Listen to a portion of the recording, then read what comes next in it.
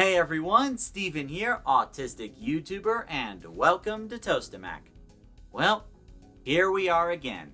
The biggest holidays of the year are right around the corner. Halloween and Christmas. And we can't forget about Thanksgiving, right? Thanksgiving? Oh, right, Thanksgiving, of course. To be honest, I completely forgot about that one. Seriously? How could you forget about the holiday that shares the same week as your birthday? Whoa. Hey now. In my defense, if you had to choose between most of the food offered at Thanksgiving dinner and a nice yellow cake with chocolate frosting... You're right, I'd go for the cake. That's what I thought. Anyway, holidays can be great occasions to get away from work or school and use that time to hang out with friends and families, do something fun for a change, live a little. However, while many people enjoy the holidays, there could be others, autistic or neurotypical, that might not share that sentiment. There are several reasons as to why some autistic people just don't enjoy the holidays. Right out the gate, holidays have a tendency to disrupt our schedules and routines. Granted, it's not too big of a disruption, typically one day, two at most. But it is enough of a disruption to cause some discomfort. We love having structure in our day-to-day routines. Take that away, and you may take away our comfort zone as well, along with our sense of control. Another reason? Holidays are usually followed by large gatherings of people, be it friends, families, or even strangers, to come together and have a big party. Yeah, parties can be a lot to handle. When you include the loud music playing in a small compact place, then the bright lights that change colors or turn on and off, the large gathering of people, yes, I do need to emphasize on that. Then there's the part where we are expected to socialize. Ugh. I may make content and live streams on the regular, but even I get to a point where I'm like, okay, I'm done. I've had enough for today. I need some me time. Bundle it all together in one place and one time, and you got yourself a cookbook recipe on how to create sensory overload, which, may I tell you, is not very fun. How about a reason that some of you might not have considered? That maybe the holidays themselves just feel too commercialized to even enjoy anymore. What do I mean by that? Most of the biggest sales that go on throughout the year are typically within Halloween and Christmas, from big decorations to expensive gifts to booking gigs at extravagant locations for special occasions. Some people tend to get lost in all the glamour and spectacles of the holidays, but when you put so much focus on what money can do, you tend to take some of the magic away from the holidays, and in some instances, ruin the whole point. Money can't buy you everything. Then we get to the biggest possible reason of them all: social expectations. These holidays are expected to run a certain way throughout different times of the day, hence why we call them traditions. As such, there are these sets of norms that are expected to be followed in order to celebrate said holiday. On Halloween, you're expected to dress up in costumes, go door to door saying trick or treat, and then get a bunch of candy. Or go to a Halloween party, or even go to some haunted trail if you want to get scared.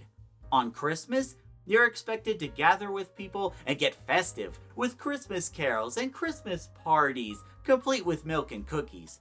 You also have to add in that you are expected to buy gifts for people, which can be hard enough depending on the gift, but if you don't even know what the other person wants, that adds even more stress to the situation. It's like the equivalent of rolling a set of dice and hoping you don't roll snake eyes.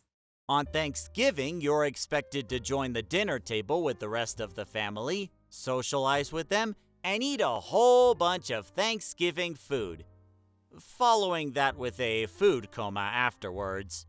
If the expectations are met, then cool, everything is fine.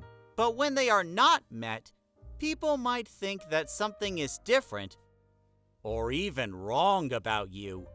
They may assume that you might not be appreciative enough of the holidays, when in truth you just want to have a nice, relaxing day. They may think you should embrace all of the gifts they have to offer, when in truth you might not even want them. This, alongside the other possible reasons mentioned, can turn anyone's day into a total disaster. Don't worry though, we can help, because Steven is about to give advice on how to get autistic people excited for the holidays. Right, Steven? Wrong. Okay, let's start with whoa. Wait, what? Look, I'm going to be real with you for a minute. As I mentioned earlier, not everybody enjoys the holidays. This can apply to both autistic and neurotypical people. And you know what? That's okay.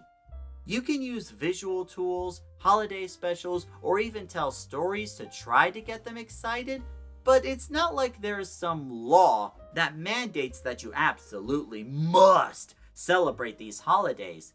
Not at all. They're supposed to be fun. And if you're being forced into a situation you don't want to be in, if you have this spotlight shined on you that just raises anxiety, then can you really call it a holiday? So, how about this? Instead of solely focusing on getting autistic people excited for the holidays, why not make sure they're included? Here are some tips. For starters, try to set up some kind of schedule to follow. It doesn't have to be super detailed, just enough to give a basic rundown on how the day is planned to go. This can help bring a sense of structure back while reducing the chances of any unforeseen surprises.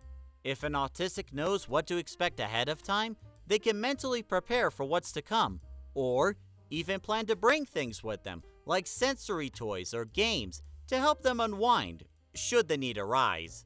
While you're setting up the schedule, see what other prep work you could do in advance. You can research the location in question if you're going out in public. You can prepare for food substitutions or allergies, or even figure out who else is coming and see what you can ask of them. Let's say it's a birthday or a Christmas we're talking about, and for the sake of argument, let's say the autistic person doesn't like being showered with gifts or being the center of attention. If you tell the other guests, they can try to accommodate you. Hopefully they can understand, but first you have to tell them. Next, establish a quiet place where the autistic person can go to whenever they need to settle down. You could do this at both a public place and at the comfort of someone's home. Let me give you an example of both. Earlier this year, I went to California to celebrate my grandma's 90th birthday. For this birthday, she wanted to go to a Mexican restaurant, and we have a pretty big family, so lots of relatives were there. It was nice to see some familiar faces, and the food was okay. But what really got to me was the loud music that was playing in such a small room. Needless to say, it was too much for me to take. So I alternated between the entrance of the restaurant and the restaurant area next to the party room. It was convenient that a baseball game was playing, so I had something to take my mind off the festivities. And if you go back further in time, when all the relatives used to live in California, we would always get together for just about any holiday we can get away with. We would always have them in the grandparents' place because it was big enough to accommodate everyone. The backyards in particular were a nice place to escape and get some fresh air. And there was usually one room with a TV and video game console. I could watch TV, play some video games with some of the relatives, and go back to the party whenever I want. The point of the quiet place is to allow the autistic person to unwind and avoid the risk of being overwhelmed, so they can enjoy the celebration along with everybody else. Speaking of overwhelmed, be on the lookout for signs of sensory overload or a potential meltdown. If you see the signs, invite them to go to one of the quiet places to relax. Be sure to not make it sound like a bad thing, though. Rather, give them something else for them to do that they might enjoy.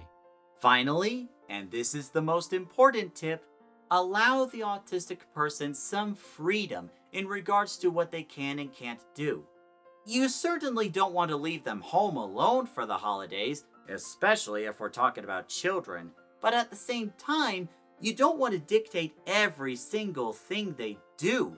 You could end up ruining the experience for them and possibly other people too. Now, you can encourage them to engage in activities or join in on the fun, like, hey, we're going to do this very fun game to play. Come join us. Or, hey, we're going to have these nice foods to eat. Want to join in and see for yourself? Just don't force it on them. Let them choose and come to the activity on their own terms.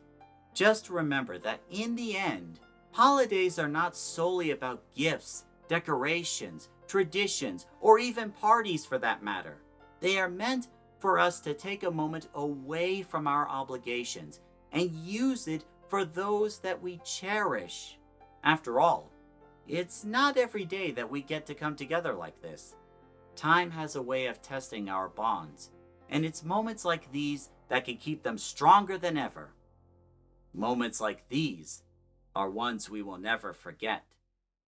And there you have it, some possible reasons as to why some autistic people don't enjoy the holidays, and some tips on how to make the experience more pleasant for them. I hope you enjoyed this video, but of course, if you have any more questions for me or want to share your experience on holidays, tell us about it in the comments section below. With that, it's time to end the video. Thank you very much for watching, everybody. Don't forget to like, subscribe, hit the bell icon, all that good stuff that makes Tostemac grow. And don't forget, I also stream on the weekends, so if I'm live and you got the time, come hang with us.